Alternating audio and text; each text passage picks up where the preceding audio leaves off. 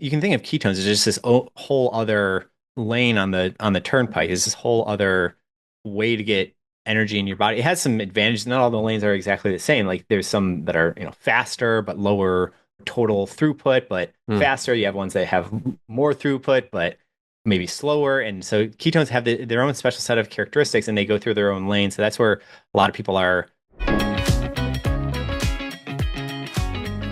Michael Brandt, founder of Ketone IQ. I'm glad to catch up with you. And I really mean that because just before we hit record, I found out that you're on the marathon scene, man, and you're flying. So we got a guy who's walking his talk at the lead of this company. Brad, it's great to be on here. Looking forward to a fun conversation today. Yeah.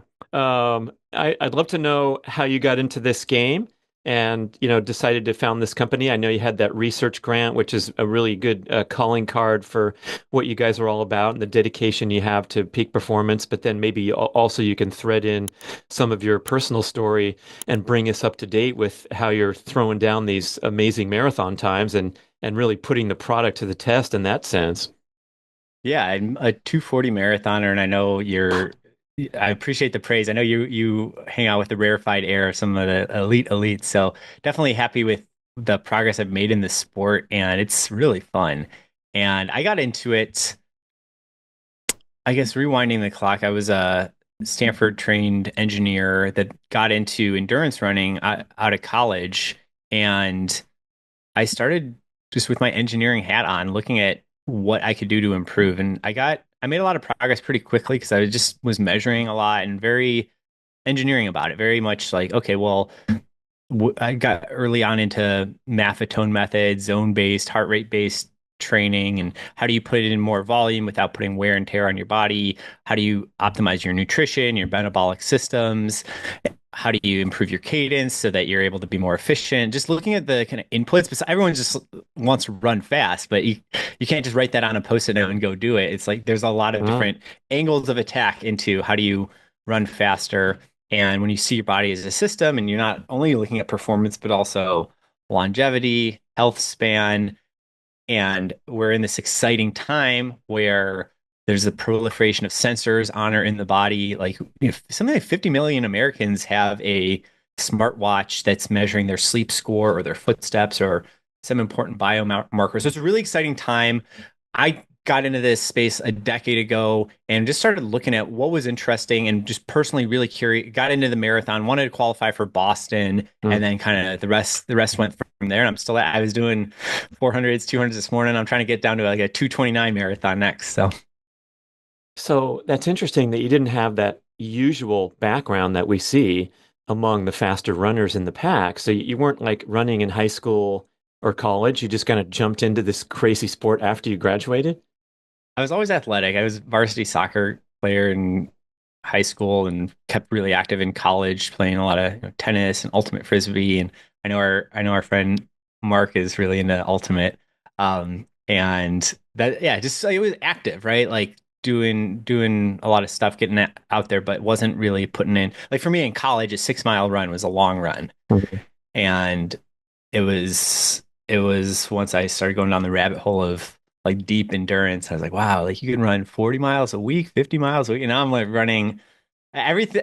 I try not to think too hard about it because like I keep doing stuff that like 2 years ago was impossible. Now it's like I'm doing 80, 90 miles a week. And it's like, how do I go even faster, harder? And it's one of those things with like any kind of mastery. It's like the people that are a couple steps out ahead of you, you seem like impossibly good, but Yeah. then you just stick with it, and then eventually you're you're your own hero from what was 2 years ago. But like the whole thing resets to like, okay, now what's aspirational is like Yeah. out ahead of That's you a still.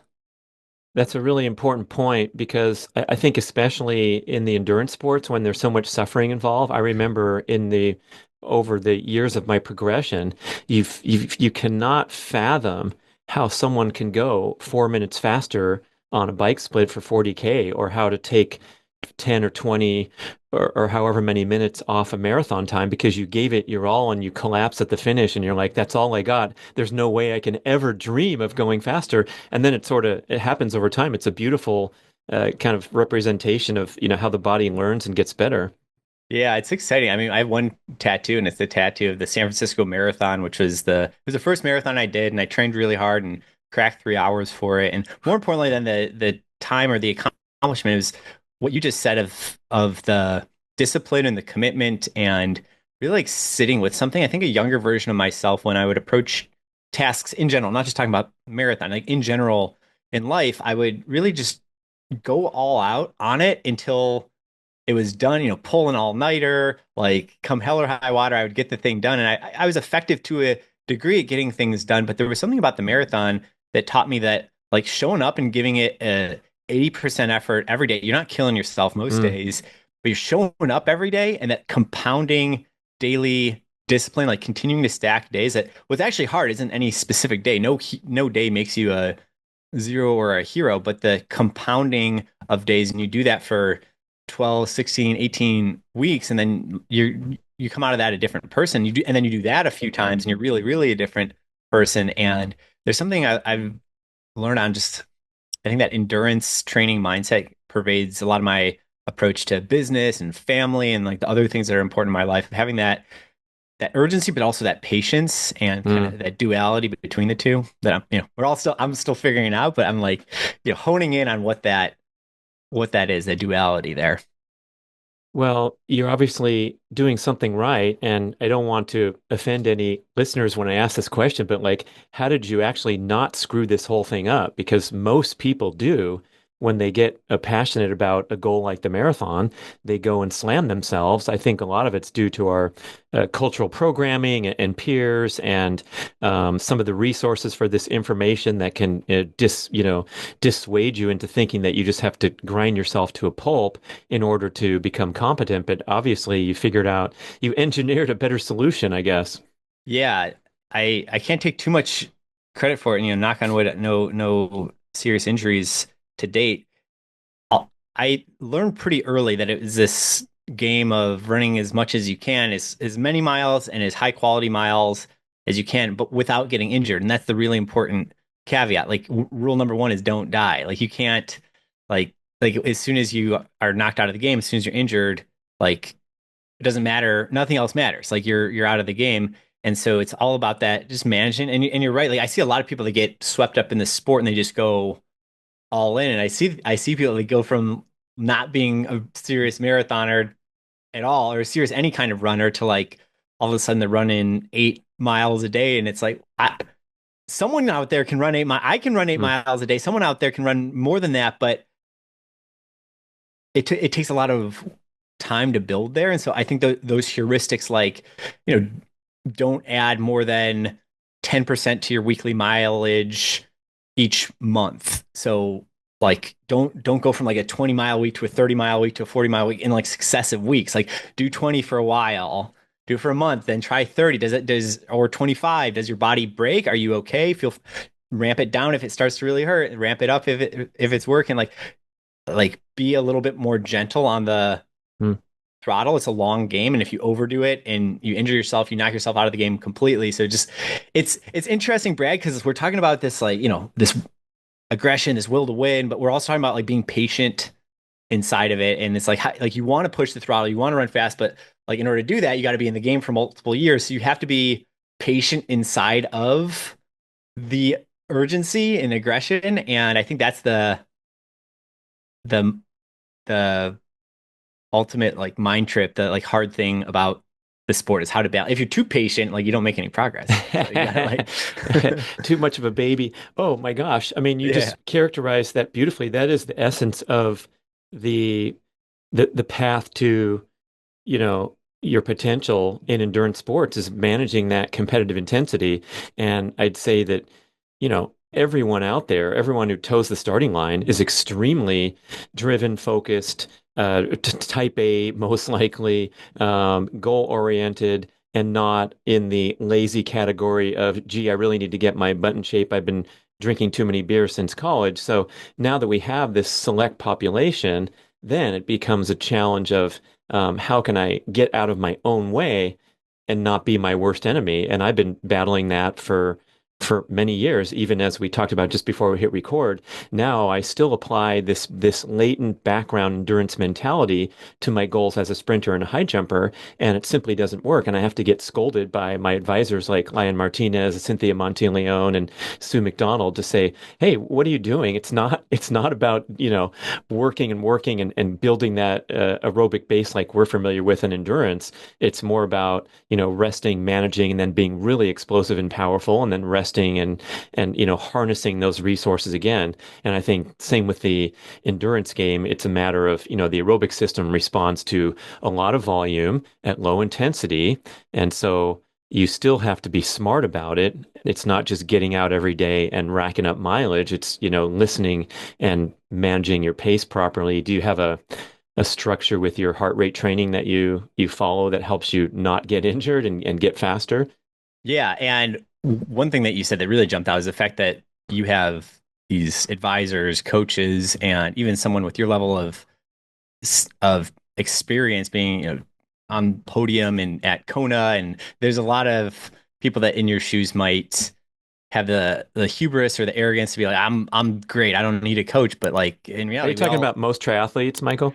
yes, Yeah. yes, we all The know vast some. majority of triathletes know everything, I've discovered. Yeah. Yes, yeah, and that humility to have a coach. I mean, I have a coach, and I got reasonably far in the sport using books, but I was still like looking to That's funny. Yeah. looking to something. It's still like, okay, I'm reading advanced marathoning. Like Uh, something was always from when I first got started. I always had something in that occupying that slot of like expert advice. Like, don't be a know-it-all. Look at the books. Eventually, got a coach and go go off of the advice of others. And I think there's that surrendering to experts that if you have a plumbing issue in your house, like you should probably call a plumber, and you should probably call an attorney if you need an attorney, and a doctor if you need a doctor, depending on what's going on. So like there's that surrendering of it feel it's your body, and it can be easy to feel like you know everything about it because it's your body. But in reality, there's someone out there who's trained a lot of people whose bodies are like yours, or who know how to adapt the training program to what they're seeing from how your body is responding to it. And I feel like that's probably the most important just overall takeaway is like and not just in running. Like I have a CEO coach, someone who's like coached other execs, and how do you scale from how do you make your first $1 million to your first 10 to your first one day, $100 million? How do you evolve as a human? Someone else has done it before, and I think that there's that saying like if you like don't lift with your ego, like if when you're in the gym, mm, if you lift with your ego, you'll that's the surest way to pull a disc. Like lift, yeah. you gotta be in reality. You gotta, and it helps to have that vantage from that coach or that advisor who's seen it before and can help to guide you on what you're doing. And yeah, I think it's important to like get our egos out of the way, find experts. I know it feels like it's our body or our brain or our career or our athletic journey, but there's someone out there who has meaningful expertise and can be a coach. I mean, even someone Yeah. as Yeah. experienced as you, like that's I think a really powerful message. And you mentioned heart rate training, just to touch on that as well. That yeah, heart rate training I think is super magical for endurance athletes in particular. That I would say one of the unsung benefits of zone two training, like the reason why it's so interesting, like low intensity but doing high volume of it, is that you're really fresh at the end of it, and then you get a good meal, good night's sleep, good like you're ready to do it again the next day. Like if it was the most efficient way to train was to be in like zone 4, 5, 6 every day, like then okay, people would do that. But the issue, it's a really good stimulus, but it's like too much stimulus. It's like your body isn't going to be able to get up and do it again the next day. And so for an endurance athlete, especially, you're trying to rack like hours and hours every single day. And so if you overdo it on any one day, you kind of mess up the whole equation. So yeah, to answer the question specifically on endurance training, like there, a lot of runs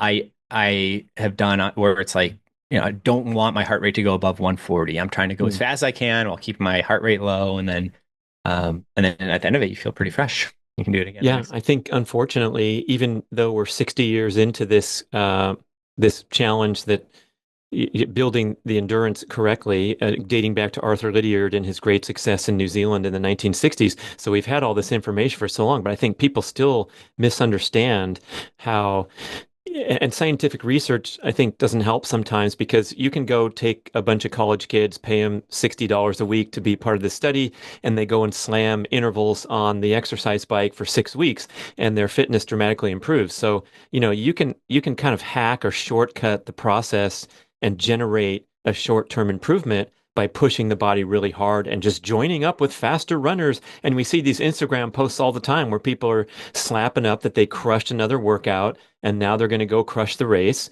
And it in a bubble, it has relevance, but not when you're talking about this long game or actually, excelling at the highest standard. And the elite athletes that I've interviewed on the show, like Shelby Houlihan, who's just coming back and racing at the highest level, she described how she just heads out the door every day and she runs at whatever pace she feels like. And it's a decidedly non-scientific approach, but it's about that big picture of just getting the work done without being fancy or getting in your own way with arbitrary standards that you feel like, oh, I better not slow down. I got to keep this pace today because it says so in my schedule.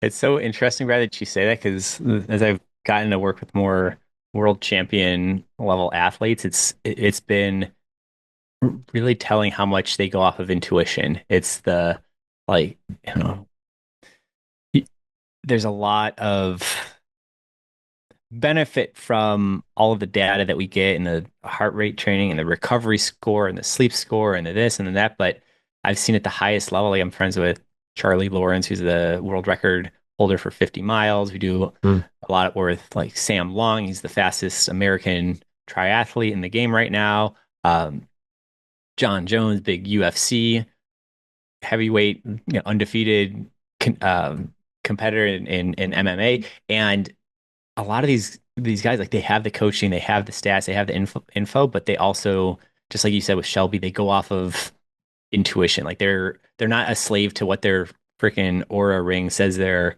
recovery score is. Like they go with how they feel. And there's something inside of there which is just like being really intuitively in touch with where your body's at, using all the data. I think the data can be helpful, especially when you're getting started, to help guide you, just really like know what zone two is and feels like. But a lot of the elite runners, like when they go on a recovery run, a lot of the elite runners, they're not wearing a chest strap and like checking their heart rate every 30 seconds and making sure they're in exactly zone two. Like they're not, but like they're doing the same in principle. And if you're a new runner, it's helpful to wear the chest strap and like calibrate to what a zone two is. But like the more experienced people, they know what a recovery pace should feel like, and they know to not overdo it. And there's this intuition to it.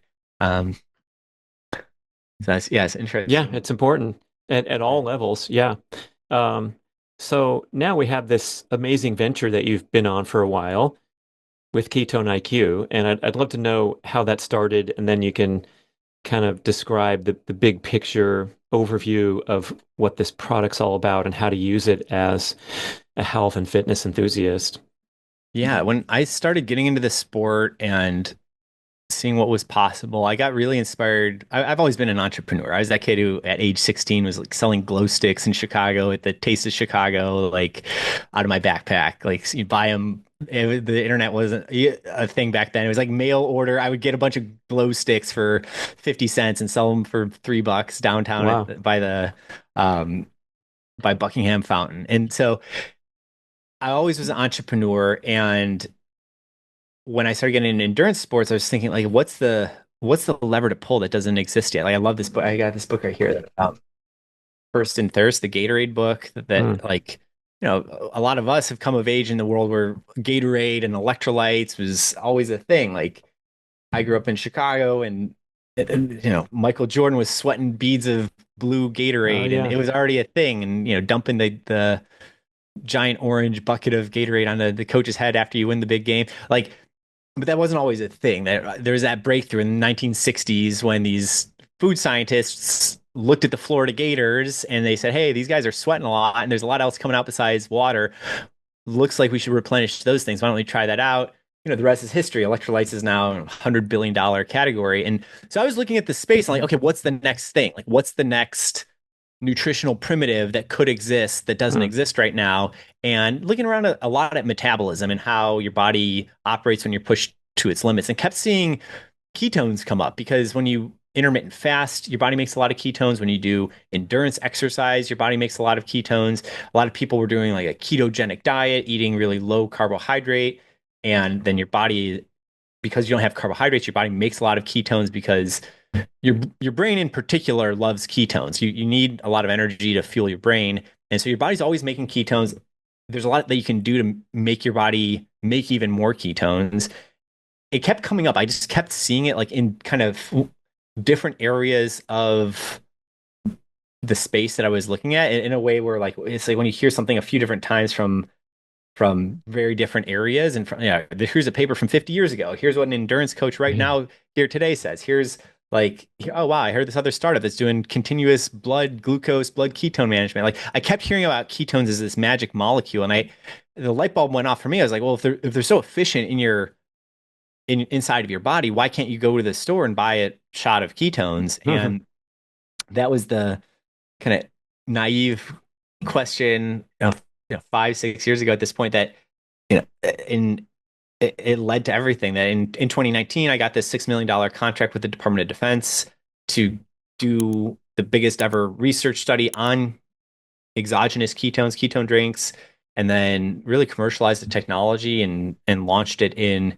2022 to the broader market. And yeah, a lot of exciting stuff inside of there. Like we've been doing a lot of research. We continue to do a lot of research, and it's really exciting. It's a new, I mean, we can go more into it, but it's in a nutshell. Ketones are high performance energy. It's different from carbohydrates, different from caffeine. It's this very efficient energy source that a lot of people are using and honestly like stacking on top of existing energy. Some people will swap it. A lot of people just use it as part of their overall toolkit as an athlete or just like getting day to day throughout their life, managing their energy levels. Yeah, I imagine most of my listeners are familiar with the whole scene since I've been talking about it so long and writing those books with Mark Sisson for many years. But Yep. I think just a basic overview here to realize that ketones are a source of caloric energy. They called it the fourth macronutrient for a while. So we have protein, carbs, fat, and then ketones are actually made in the liver internally and sent as fuel preferentially to the brain, but also to the working muscles when you are in this glycogen depleted state.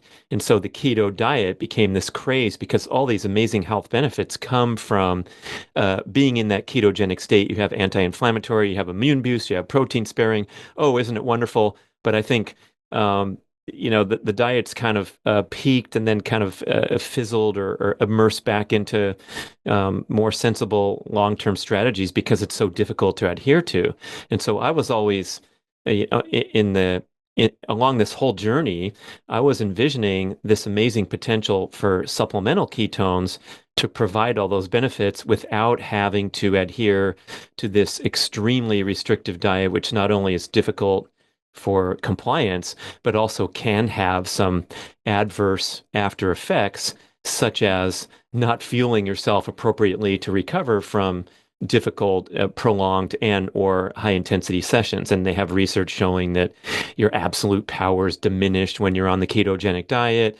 To be an endurance athlete, of course, you can do it, but it's a lot of darn work, and you got to be totally committed to this special diet as well as appropriate training.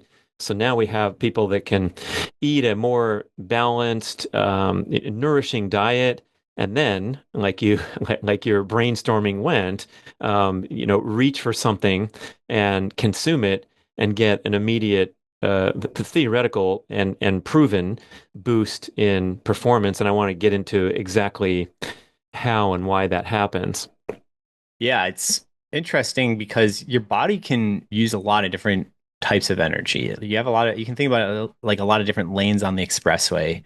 And even when you pick up a, modern carb sachet packet and you look at the ingredients, the state of the art there is they'll have different types of carbohydrates. They'll Mm. have glucose and fructose and maltodextrose. Like they'll have BCAAs, which are basically broken down proteins. The idea is that you want energy going in through a lot of different lanes in parallel, and you want your body to be able to receive those and process those. And you can think of ketones as just this whole other lane on the turnpike is this whole other way to get energy in your body. It has some advantages. Not all the lanes are exactly the same. Like there's some that are, faster but lower total throughput, but Hmm. faster. You have ones that have more throughput, but uh, maybe slower. And so ketones have their own special set of characteristics, and they go through their own lane. So that's where a lot of people are playing around with it, stacking it with other ingredients, other things that they're using for their nutrition. And it's really exciting. I mean, what the Department of Defense initially got interested in was hypoxia. Like at altitude, when there's lower oxygen, ketones have the ability to turn into ATP, like cellular energy, using less oxygen. So you get more ATP per unit of oxygen compared to any type of carbohydrate or fat oxidation or anything. So that's really interesting. At altitude, you have better cognitive performance, better physical performance. You're able to perform better. And then that also carries over because when you're in a depleted state in endurance exercise, you're also a little bit hypoxic. Like you're running low on oxygen at the end of a marathon or even before something marathon length, you're running low on oxygen. So the ability to have a fuel that turns into ATP using less oxygen starts being advantageous for not just being on at 15,000 feet of altitude, but even at sea level when you're doing stressful, strenuous work, you're able to get more brain energy. And then even, I mean, even if you're just like sitting at your desk, you're not like running at all. Like your body's always using energy, and so a lot of people just like feel good on the way that they appreciate the subjective feeling of their brain running on ketones. That same kind of like sharpness that you get when you're fasting or doing a keto diet, but without having to jump through these hoops, you're able to just immediately feel really sharp because your brain's getting that energy from ketones. Yeah, so that was one of the early highly touted benefits of going into the the dedication of the ketogenic diet pattern as people reported better mental clarity and all these things, which I like my starting point to be skeptic when I'm talking about performance benefits and things like that. I'm sure you're the same. But we've known for over 100 years, like the original application of the ketogenic diet, Dr. Wilder, over 100 years ago now, was using it for patients that didn't respond to drug treatment for seizures, and they realized it's because ketogenic diet or making ketones raise the oxygen threshold from which a seizure would occur. So the brain was getting more oxygen, and this is highly validated by over a century. So now, when you talk about that increased mental clarity, when you ingest strictly adhere to the ketogenic diet and or take a shot at your desk at 2 p.m. when you're feeling a little foggy, can you describe why the brain is feeling better? Yeah, your brain in general really likes ketones. You can only use a couple fuels in your brain. Your brain's more selective in the fuels that it allows compared to other parts of your body. Your brain has this blood-brain barrier that's semi-permeable. So fat, which your body in general can use for metabolism, it can't go through your blood-brain barrier. It's too large to get through. So your brain will use sugar. We all know that feeling of like a sugar rush when like you eat, if you have something sugary, you have some desserts, you have some candy. I don't know about you, but even in my 36 years of age in this planet, like at this point, like if I have a sugary dessert, like I can't sleep that well. Like I very much feel like mentally, switched on and kind of hyper. Like I can't go to sleep. I think I used to be able to maybe sleep it off a little bit better, but in any event, we all know that feeling of like you eat sugar, your brain switches on. Ketones have the similar property of being able to cross the blood-brain barrier. They're not as stimulating as glucose. Like they're not as stimulating as carbohydrates, so they don't give you that kind of like sugar rush and crash kind of feeling. But they have that same characteristic of being immediately bioavailable, unlike fat. And so your brain is a lot a lot of the reason that we have developed this ability to make ketones is to fuel our brain. On the savannah, there's no like Pop Tarts, there's no widely available instantaneous carbohydrates or ketone shots. There's not like that's not available. It's a likely case that 100,000 years ago that Brad on the savannah is starving or hasn't eaten in a couple of days, and you're running low on blood glucose, glycogen stores are running low, and in order to support your brain that consumes 20% of the energy for your overall body, your body starts turning ketones into sorry, your body starts turning fat into ketones in order to fuel your brain. So there's evolutionary mechanism where our brains rely on ketones, especially when we're in that kind of stressed, strenuous state of not having eaten for a couple of days, where our our brains are just very used to running on ketones, and we prefer it. And when they're available, when our body starts making them, or when they're just available in our body, our brain will soak them up. And that's just a fundamental property of human physiology. Is our brain will soak up ketones when they're available. And so when you drink a ketone shot, you kind of like shortcut the process where you are able to just start immediately using ketones in your brain without having to go through the starving your body for a couple of days.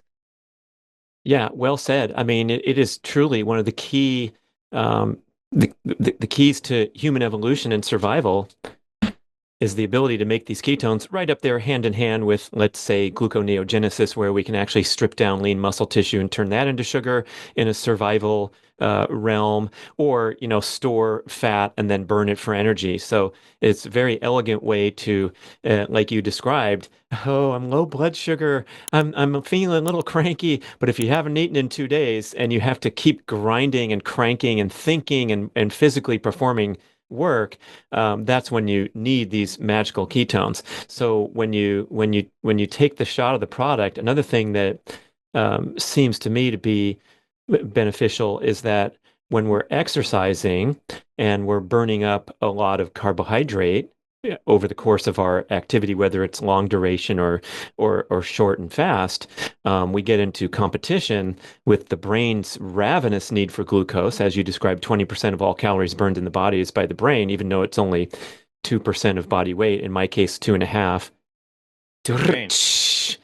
Okay, around 2% of body weight. So the brain needs uh, almost almost entirely glucose unless you are immersed in a ketogenic diet or starving or consuming supplemental ketones. But let's just say the brain needs glucose around the clock.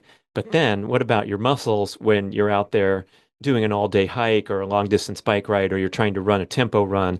That's when it at least it seems to me is the centerpiece presentation of why this stuff can really help, is because it's going to help keep your brain fueled. Meanwhile, that will help improve the fuel delivery to the working muscles. Because when you get into competition with the brain and the muscles both getting tired, that's when you're in big trouble. Yeah, yeah. It's a really complicated equation on how your body is shunting different metabolites to different parts of your body that need it. You got your calves and your quads are firing, your brain is using a ton of energy. Your brain's the central governor for the rest of your body. So when your brain is tired, it's hard to tell your legs to shut up and go. And so that's why the brain benefits are so interesting, because it's not just like this nice to have. It's that most people's point of failure is not that literally their calf muscle is failing. It's that they're mentally tired. It's that like they are running out of that willpower to overcome what's going on. Like you're just you can't push through the wall anymore. And so brain fuel is really interesting. I mean, your heart has its own metabolic equation. Your heart also, by the way, loves ketones when they're present. Your cardiovascular muscles use a lot of ketones when they're present. So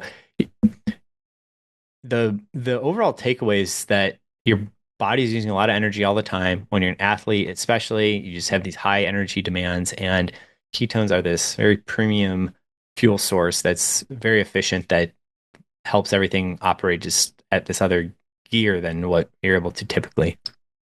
Yeah, you mentioned the brain is the central governor, inspired by the work of Dr. Timothy Noakes, the great That's right. exercise physiologist in South Africa, who came up with this central governor theory and was the first one to really propose and drive this idea that it was not literally your quad muscle getting tired and that's why you couldn't pedal as fast up the hill, but it's actually your brain trying to protect your muscles from perceived future damage by pushing them too hard. and running them out of energy. So if they did a muscle biopsy of that athlete who claimed to be exhausted and the quads went dead on the hill, they would show that there was still a reserve of glycogen left in the muscle. And this is a really mind-blowing insight for all athletes to think, oh no, that's wrong. When I bonked on at mile 17 on the trail run, I couldn't even talk. I didn't know where I was. That's because your muscles still could have gone. And I think the example that really hits home with me is like if I came over to you on the side of the trail there and put a gun to your head and say, "Hey, I need to see 10 more miles out of you," then you can collapse and whine and ask for some chicken soup. You would be able to summon the reserves to go 10 more miles, even when you think you're at your perceived limit. So if we can somehow nurture this central governor with things like 100,000 cheering crowd in the stadium is another way to, Good help the one. brain get the best it can be, but also to fuel it appropriately with an intervention, which you're going to have to call the exogenous ketones, ones that you're not making internally. That would be an intervention over and above what your body's physiological capability is at a certain time. Yeah. Yeah. It's I think really well said. That's a really well presented case for where we see ketones working really well with special operators, with elite athletes, with just everyday amateur athletes. Yeah. Yeah, so now if you're watching on video, you can see Michael's beautiful backdrop with some artwork and some actual product on the shelves. Let's talk about how would you use this practically in a day-to-day manner? Like what are some of the best times, places, and protocols for a ketone supplement? Really typical way that people have it is first thing in the morning, just morning energy rise and roll through your Is day. that like instead of coffee, like with fewer side effects or what? Yeah. I mean, a lot of Yeah. people have it in addition to their coffee. You get Dump it in the that coffee, get a turbocharged morning starter. I love it. Yeah, yeah. Some people mix it with their coffee. Some people just like to have it kind of as a sidecar and A have both. sidecar. Have both. Like a lot of people know the bulletproof coffee idea, which is like you put MCTs in your coffee and grass-fed butter in your coffee with the idea that fat turns into ketones. MCT, the reason people like MCTs is because they're medium chain triglycerides, and that's a form of fat that relatively easily converts into ketones. But there's a time factor to that as well as it's just not a one-to-one perfect conversion. But the principle of fueling with ketones and caffeine has been around for some time. Mm. And if you have ketone IQ, it's just directly bioavailable ketones. And so some people like having it alongside their coffee, having ketones and caffeine at the same time.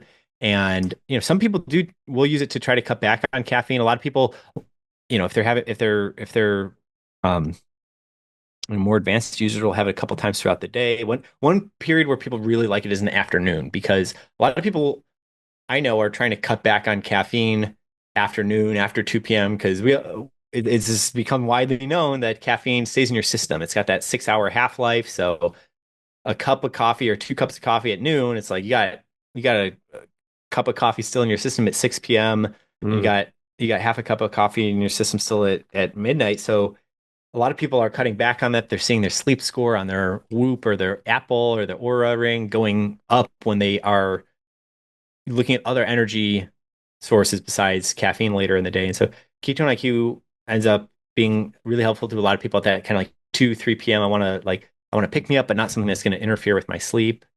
And then a lot of athletes, like if you're actually training at a level where you're dialing in your nutrition, where you're having you know, electrolytes around your workout, you're having maybe some pre-workout, you're having some other fuel, you're having carb gel packets throughout your exercise. What we say there is basically every like 2 or 3 gel packets have a ketone IQ. Like you want this ratio. If you're really trying to perform, again, it depends on what diet. If you're doing a low carb diet, obviously modulated. If you're doing other diets, modulated. But for our elite runners, elite triathletes, what they're doing is they're having it basically in that 1 to 2, 1 to 3 ratio of ketones to carbs. The idea again with a highway analogy that you want to be providing a lot of different fuel to your body all at once, and stacking carbs and ketones is the like gold standard of if your mission is to maximize energy into your system for a workout or a race. Yeah, I guess the brains are going to have first choice because the brain's the central governor and rules overall. So the brain's going to take the ketones, and then the muscles will get those carbohydrates. And I suppose that the carbohydrate source would be even more effective because the brain's not stealing some of that for its own needs. Exactly. Exactly. You have more Okay. overall substrate availability. Yeah, I guess I experienced that we talked about this before we hit record too, but when I did the Cactus to Clouds hike last November, I think I might have done a whole show on it to regale my listeners with this amazing endurance achievement. But I thought it was It's relevant beautiful. because I didn't do any training whatsoever to prepare for this 15-hour crazy all-day hike on the single most difficult trail in the United States, maybe the world, as measured by sustained vertical gain. You climb 8,500 feet in the first 9.3 miles, and then you continue up to the summit. So you're doing, 22 miles total with 10 or 11,000 feet of elevation gain. So I was in no way prepared for this, even with my good state of physical fitness and sprint capability and going to the gym and being fit. It's no joke when you try to do something this extreme in this long duration. And as you might imagine, I was feeling pretty crappy at certain times, but I brought a ton of product. Thanks, Jamie Nickerson from Ketone IQ, shipping me just in time. I open up the box. I'm like, all right, this is going in the backpack. But what I noticed in a really distinct fashion, and people, I'm not being paid to say this right now, but I really wanted to put it to the test. So I was out there feeling really crappy. My legs were feeling beat up, and I was starting to kind of lose lose interest and lose focus in the goal at hand because when the goal is that far away, there are little dull, flat periods, whether it's doing an Ironman or a 50-mile ultra run or even a marathon, where you just start to zone out a little bit. And every time I took a shot, I immediately came back to like present focus and was a little more chatty with my hiking partner. I insisted he try a shot of Ketone IQ as well, but it really was a distinct turnaround from a brain fading away. And when your brain fades out, you start to notice that your legs feel a little bit more heavy and you have more aches and pains and complaints. And that's all going back to that central governor. So I don't like to convey that there's any magic formula and this source of calories is so much better than the other one. And you're going to feel great and you're going to improve your performance 5%. But when we're talking about like brain engagement, boy, I mean, you really can make an argument that if you stay sharp, with your cognition throughout a physical ordeal, you are going to have a tremendous payoff with reaching your potential. Not saying I could have sped up 12% and beat the record time. That has had nothing to do with that, but just to get the most out of what I was capable of that day rather than fading away and sitting on a rock and making an excuse and saying, let's turn around. Oh, you can't turn around on Cactus to Clouds. I forgot to say that, people. You got to get to the tram. Otherwise, there ain't no going back. Yeah, that's a fun one. I've had the good fortune of doing that one as well. Oh, So nice. All right. Yeah. beautiful, beautiful hike. Big day out for sure. Yeah, if you want to And turn around, we're talking about an 8,400-foot descent, with 1,000 foot down every mile. It would be harder than continuing to go. So it's kind of yeah, a fun ordeal to know that you ain't turning around. yeah, it's one of those climbs where the vert is just so aggressive that up is easier than down. Like Oh you're yeah, gonna have a for really bad sure. time going down on that. Yeah, yeah. I think a lot about the mental side. Just we're talking about central governor a lot, and when you get into sports like cycling or MMA, where it becomes not just like, okay, I'm gonna go faster, but we do a lot of work with Team Visma Lisa Bike. We're a research partner with them. We've done a lot of science together with them, showing how ketones actually help your body to produce more EPO, which helps a lot of people know is the main mechanism for how your body makes more red blood cells, and more red blood cells means you can carry more oxygen. So being able to naturally create more EPO, that's a lot of why people will go do altitude training because it stimulates more EPO production. So, we do a lot of work with Team Visma Lisa Bike. We've seen EPO effect, and one of What's the the name of that team? Visma Lisa Bike, they Right. won two out of the last three Tours de France. So they're pro tour. They're way up there. And with cycling, one of the most interesting aspects of it is when you see that the peloton, you see some of the crazy crashes on the peloton. They're moving really fast over many days. I mean, the Tour de France is 21 days of racing through the Alps spread across 23 days. So you get 2 rest days in there, but you're going hard, you're fatigued, you're going fast, and there's no armor. It's you and your like 10-pound bike and some spandex.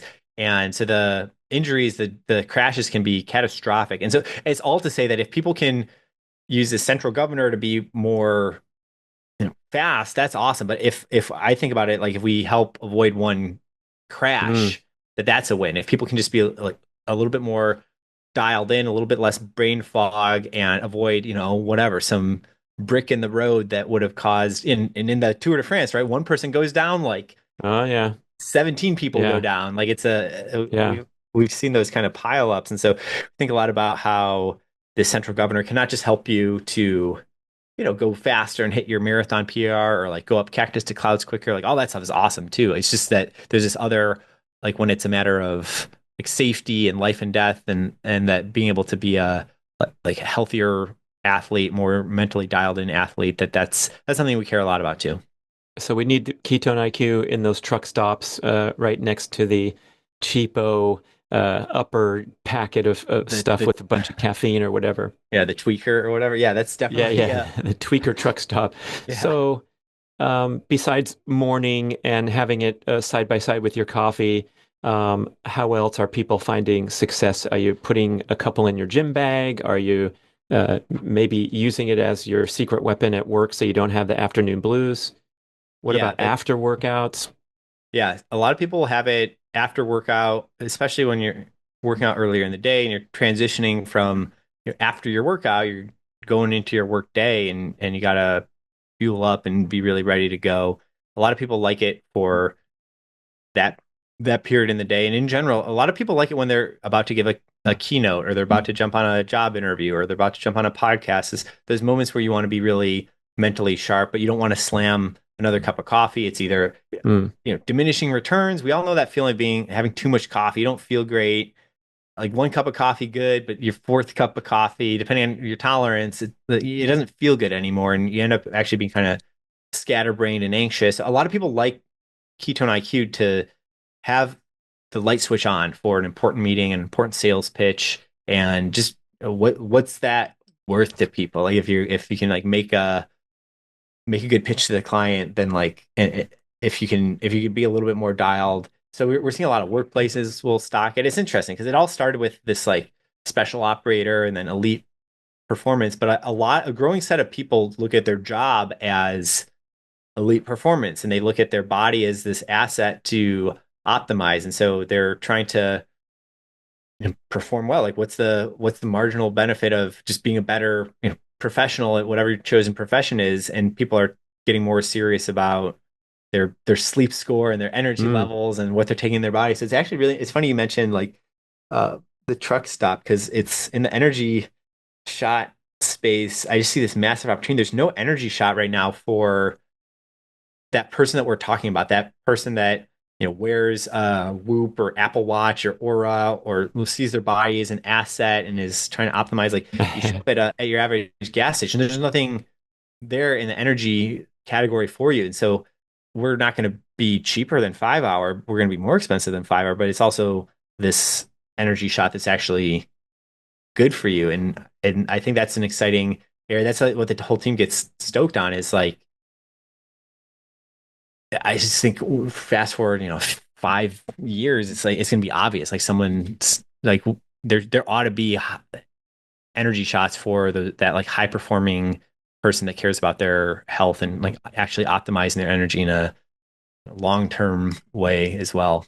Yeah, they finally put bananas and oranges in a basket at most mini mart gas stations. So they Yeah. might as well put some premium products in there someday. So the tour guys, how are they using the product in their stage racing and in their training? Those guys are really advanced. Those guys are biking. They're just pushing it to the limits. They're doing 100 plus miles a day up and down the Alps at altitude against other fastest riders in the world. And it's really interesting because at that level, you actually see them starting to use it for not just performance, but recovery. After you work out, your body is doing a lot of work to repair and rebuild. rebuilding the muscles, you're doing glycogen reuptake, replenishing your glycogen stores. There's a lot of work that you're doing after the work ends. And we've seen ketones are really helpful for that as well. That when you take ketones throughout the day, that you increase your body's ability to do those recovery processes, which again takes a lot of energy. We're doing stuff when we're recovering, we're doing stuff when we're sleeping as well. And so if you think about ketones as this high performance energy, this premium gasoline that helps you to perform really well, well, if you're at that like super elite level where you're trying to also optimize your recovery, and recovery takes a lot of energy, um, people are taking ketones like throughout the day. As soon as they end the race, they're taking ketones, having it before bedtime to help to make sure their body has energy available. And ketones don't disrupt your sleep, which is really interesting. So you're able Mm. to accelerate the benefits. So we saw this study where riders were taking ketones 3 times a day for 3 weeks, and they were comparing that to a placebo group. And the ketone group, at the end of those 3 weeks, they had 15% faster time trial at the end of those 3 weeks. So there's this immediate effect that you get from ketones. You feel a little bit more switched on and more dialed, all that good central governor stuff. But then there's this other pool of benefits that a lot of people see, which is the compounding effects of just having that premium gas in your body over a consistent period of time helps you to recover and perform again and again and again. So that's the more like elite advanced protocols. They're having it as a big part of the recovery protocol as well, actually. Yeah, I would say that's within reach of everyone. And I remember when Mark Sisson and I were researching for the keto reset diet and talking to some of the leaders like Dom D'Agostino, who's done such wonderful work on the benefits of a dietary ketogenic diet as well as the supplements. And it was really amazing to ponder the widely validated benefits for things like anti-inflammatory, antioxidant, protein sparing benefits of being in a ketogenic state. And I thought, wow, wouldn't that be great if you could, click into that after workouts and recover more quickly? And indeed, it's possible, but I always also was concerned about the the price one has to pay for the severe restriction of dietary carbohydrates and the increased stress impact of that overall, as well as on workout recovery. But when guys are super well adapted, like my former podcast guest Dude Spellings, and maybe you know him, but you're gonna have to get him on the program because he's pushed it out to the very limit. And one of the things he did was the double crossing the rim to rim to rim of the Grand Canyon. So they did this 50-mile journey from the south rim to the north, back down to the river, and back up. It took him 13 hours, and his hiking buddies celebrated by ordering a huge stack of pizzas to be delivered right there to their campground on the south rim. But he decided, as a further experiment, besides consuming no calories during the hike, he did it in a full keto, fat adapted state. He then decided to just go to sleep in his tent and for another 8 or 9 hours consume no calories except for, hydrating and aminos or whatever he needed. And then he woke up the next day and he said his legs were not sore. They were sore when he did it years earlier when he was younger. And he attributed it to being in this amazing protein sparing anti-inflammatory state because he was in extreme ketosis because he hadn't had a darn thing to eat for 13 hours plus the sleeping period. So Yeah. that was like an amazing example of what's possible at the very cutting edge. But now I realize with the advent of products like yours, I am really emphasizing consuming it after my difficult high intensity workouts because I want those benefits to reduce the inflammation, the protein sparing, all that kind of stuff. And that's when I think there's some amazing potential here to speed recovery because your body needs help after you've pushed it really hard. And any help you can get, which includes, I think, refueling. And so I'm not advocating for people to fast and go to sleep in a tent after hiking for 50 miles in extreme conditions. But if you had the best of all worlds, like you say, those parallel train tracks where you are getting your glycogen and your protein restored and you're consuming the ketones to get those brain benefits and those incidental or those peripheral benefits of anti-inflammatory protein sparing. Yeah, it's really cool how ketones help with protein sparing. You have less of the breakdown. Your body basically understands it's in a well-fueled state and is doing less. It's getting the message. I got you, Yeah, yeah, man. Yeah. yeah. And I'm that sorry, I that's didn't big. define that, but like protein sparing, meaning that in in other conditions, you might be stripping down that precious lean muscle tissue to convert into glucose to give your brain and your tired muscles what they need. So if you can spare protein, then you get more benefits from the workout and shorter recovery time. Well said. Okay, so we got the tour guys using it. We got the average office worker, even if they're not being physically active, but a handy thing to take before and I would say during as well as after workouts. Do we have any other tips and tricks from the guy who's testing it out, trying to get that marathon time down to the 2:30s instead of 2:40? Oh my goodness, that's going to be tough.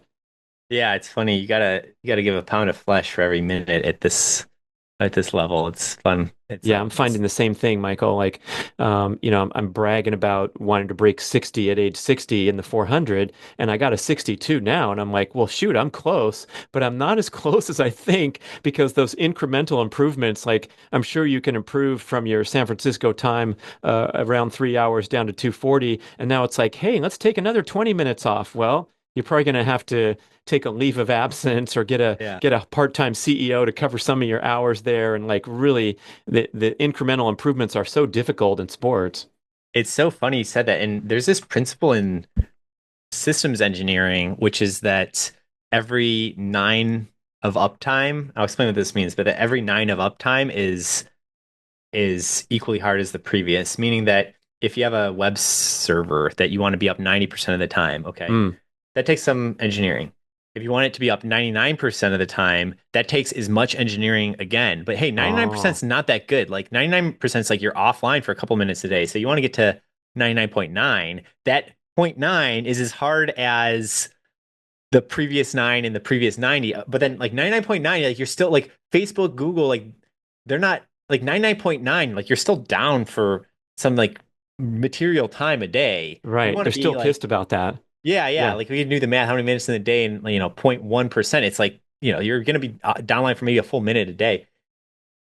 So you want to be 99.99 and and then that costs just as much as the previous. And you can look at it in different systems. You want to make a car more reliable, airplane more reliable, anything more reliable that like each nine, you got to give that same pound of flesh. And it's the same with elite athletics that like, okay, to get 90th percentile is probably, qualify for Boston, let's say, like that's Yeah. really hard. But then to Yeah. get like, okay, I want to be 99th percentile. Okay, I want to be 99.9. Each one, you got to give a pound of flesh. And it's funny because like the absolute difference is very small. Going from Right. 62 to 60, it's two Yeah. seconds. But I don't know if this is encouraging or not encouraging. I find it very encouraging because it's just this almost axiom across all areas that we apply ourselves. That if you want a bridge to be 99.9999% reliable, it's like you got to really try really hard. It's um diminishing returns, Mm. but but that's okay, and that like to really stand out from the crowd, like actually like nobody cares about the person that's like 99 percentile good at something because it's 1% of the people in the world. Mm. So okay, we're talking about 80 million people are going to be that good. It's a lot of Right. people. Like okay, you want to get 99.99, like Yeah. it's I think a worthwhile thing to chase and just to be okay that yeah, like you could, being the 99th percentile of cello player is good, but being 99.99 percentile of cello player, like you start getting more opportunities. Yeah. To a layperson, they might sound like exactly the same cellist, but like you know in your heart that you're better, and like the results will show it for the people that are tuned into it, and you just get a lot more. It's more rarefied air. So I see it as encouraging that like yeah, it's diminishing marginal returns to get the additional, to shave a few minutes off your marathon once you're already a really good marathoner, but that's just everything. Like to Yeah, be every that's pretty heavy when you apply it to all those other areas of life. I mean, you're there in Los Angeles, and we can talk about the actors in the top 10 percentile of all actors in the world. they're waiting your table and then serving you Yes. coffee in the morning in Los Angeles because you need to be in that 99.99. You were the fourth guy in line for Risky Business when Tom Cruise got the part. Oh, sorry, he's the biggest Yeah. movie star on the planet, and you're whatever. So it's pretty rough there at the edges, yeah. And I think Yeah. that's part of the fun and the joy, though, is to when you pursue those incremental improvements as a person, right? And trying to get to the very best. That's when it gets exciting too. I think so. And I think you learn something in common with a lot of the other people that have gone for greatness in one area. For me, I'm attacking the marathon, and that's really what I'm into. I'm not like switching it up to go play pickleball or golf or whatever. Like very casually, I'll do that stuff. I have no bad blood to any, like it's all fun. Like I'm not saying anything. I just that like I think that there's something really valuable to obsessing over one thing and getting really really good at it, and then you learn. I think there's just like mutual respect where you can kind of like appreciate what it's like to be really good at music or really good at basketball or really good at Yeah, this other thing. It's like, okay, I get it that like, yeah, you just, I don't know. I was at the track got a membership to my local college track. It's Occidental College out here. I just really. go They let there. you work out there? You formally sign up for their club or Yeah, something? yeah, it's like $750. You get a year-long Nice. membership and you just like badge in any time. And like, I'm just there putting in work. Like, no one cares. Like, no one's watching. It's like, and why? It's like, because I want to go from like 99% at marathon to 99.9% at marathon. Like, Yeah. it's just something I care about. And I'm there. I got two kids and I got this business. And like, it's very easy for me to just be like, I'm fine. Like, like most people are just gonna be like, okay, that's Michael. He's a good marathoner. Like, but I don't know. I'm Yeah. obsessed. Like, I want to keep picking at it and energy. I'm like fired up. Like, and it pervades in through all areas of my life. Like, I literally don't care about anything else. Like, if I don't. I always joke about it. It's like you know, it's not really a joke. It's just like I have no idea what's going on like Netflix. I don't know what happened on Succession Yeah. or Yeah. this or that. Like, I kind of know some of the memes, but You're like I locked don't. in, man. You're locked in. Yeah, I'm locked in. I'm Yeah. like, I only do three things. I do family, I do work, I do running. And like Love it. outside of that, it's like I Yeah. don't commit to very much. And so it fires me up and I gotta, I feel like that's the right role model to set for my kids and just like get into something, get deeply into it. And it almost doesn't matter what. Like it's kind of funny this roll of the dice. I got really into marathon running and like there's another world where it's something else. It's guitar. It's this or Yeah. that. But I think everyone. As long as it's not bike racing, because you'll liable to get yourself in trouble with your other two main goals of being a father and being a businessman when you're out there on the bike. I think that's way too dangerous for a consuming passion for somebody. So I'm glad you're on foot running in circles around the track and the trails of LA. I thought about this a lot because I've gotten into triathlon in different periods. I've done some half Ironmans, had a lot of fun out there. I'll probably do a full Ironman one day, like just crack a sub 10 just to do it, like try to get over to Kona and just Sorry to check the hear that. box. Yeah. Yeah, yeah. Just to whatever, just to do. But like, I think no. But to your point, it's like when I personally was looking at the math on it, like, um, yeah, cycling is a lot more dangerous, and the amount of time commitment that you have to give it Mm, is just much larger. That like you can be a really good runner running like an hour and a half every day. Maybe do some longer sessions once or twice a week, but you can do a lot in like an hour and a half versus like bike ride. I don't know, you're on like 6 hour bike rides. Like you gotta like really go yeah. hard on the Yeah. bike and long as well. So it's just a whole other kettle of fish. So I think as far as picking your area of obsession, I think it makes sense to look at like where can I get good within a certain amount of time?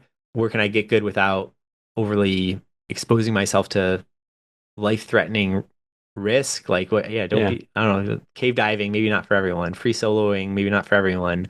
Um, like find your things that are um just interesting and check the boxes to you. I Yeah. also found like this is kind of a funny one that I don't know if everyone agrees on, which is just like I got into really into I'm very decidedly a marathoner, not an ultra marathoner personally, because I found like when I talk to everyday people, like they know what a marathon is, like even if they've never done it or anything, versus like if I say, oh, I'm a did the Rocky Raccoon, whatever. They were like, what is that? It's What like, the because heck is that? Yeah. yeah. What do It's you like no mean one staying up past your bedtime for a race? That's crazy. Yeah. exactly like it's like no one knows what a 50K is, and every one of Yeah. them has a different profile to it. And like, I don't want to yuck other people's yum. And I'm sure I'll eat my words in a year to 3 years, whatever, when I get into the longer stuff. But like, I like the marathon because like part of what I'm like picking, okay, what do I obsess over is like, what's something that like if I'm chit chatting with someone that like they can relate to it and they can understand it, that being the world's best underwater basket weaver, it's like you gotta explain underwater basket weaving to someone. Like whereas a marathon, it's like people kind of know what it is. They have a cousin who did it and it was really hard. And it's like, oh yeah, I do that. I can do that for 6 minute miles about and like cool and like people kind of Yeah. get that. So Yeah. um, It's also cool, like if you go to one of the big races, whatever, Boston, New York, Los Angeles, you're lining up on the starting line with the elites. And yeah, that's so cool. you connect to, a human elite peak performance in a very strong way. Not to mention watching the marathon on television and the Olympics, knowing that you did the same thing. It's pretty heavy. And I think that's one of the big reasons for the popularity of long distance running is what the elites bring to it. Same with triathlon. Like sometimes I wonder when I was racing around the circuit and getting a prize check, knowing that all the recreational athletes funded that professional purse in Chicago or New York or Florida or Bermuda or whatever we went.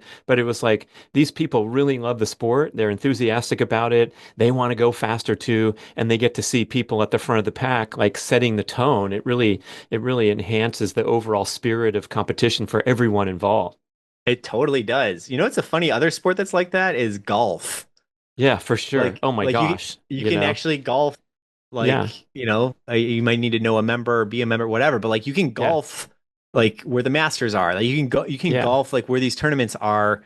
yeah. And I it's funny mean, because they're very different sports, but it's like you can't actually go play NFL football. You can't go to like the you can't Cowboy dunk. Stadium and no, you can't go. Yeah, Yeah, you're not allowed in the Staples Center to go dunk, but you yeah. can. It's just a funny thing because golf and triathlon and running couldn't be more different. But it's a funny commonality where like when you watch the Masters, like literally everyone watching it, it's like wearing a polo and khakis, and they have a set of clubs in the trunk, like Hmm. they're ready to swap in it, like they're probably Yeah. I playing that mean, course the day before. the other thing with golf is like you can go out there and you can suck and play around and shoot 100 whatever, but you can make a birdie and then you can go home and watch the pro make a birdie just like you did and Yeah, have that one moment in time where you know what it's like to be a pro. Not that's so saying fun. you can do that as a 4 hour and 30-minute marathoner, knowing that Kipchoge is holding 4:34 pace for 26 miles, but that's another unique attribute about golf is you can connect in a way for a little glimpse of what it's like. If I could just do that on every hole, I'd be on the tour. Yeah, yeah. Yeah, yeah, that's a funny one. Hey, Michael, that was a really stimulating conversation. I'm glad we got to get into the science a bit. Hopefully, it was easy to follow for people, but a pretty simple presentation that we have this magic alternative fuel source at our fingertips now, really for the first time in history, dating back to caveman times when we had to starve ourselves and keep going, running for the next meal on the savannah and lowering blood sugar, making ketones for the brain. Now we can go buy them in a convenient packet. So maybe you should tell us how to engage further with the great work you're doing at Ketone IQ. Yeah, check us out at ketone.com on Instagram. We're at ketone and say hello. We love hearing from people. I'm active as well. I'm at Michael D. Brandt and just, yeah, love hearing from people what athletic goals you're working on or elsewise. Just, yeah, love hearing what people are up to. How to break 240 in the marathon when you're a busy family man and CEO of a burgeoning company. Michael will help you. Yeah. Thank you so much for watching, listening, everybody.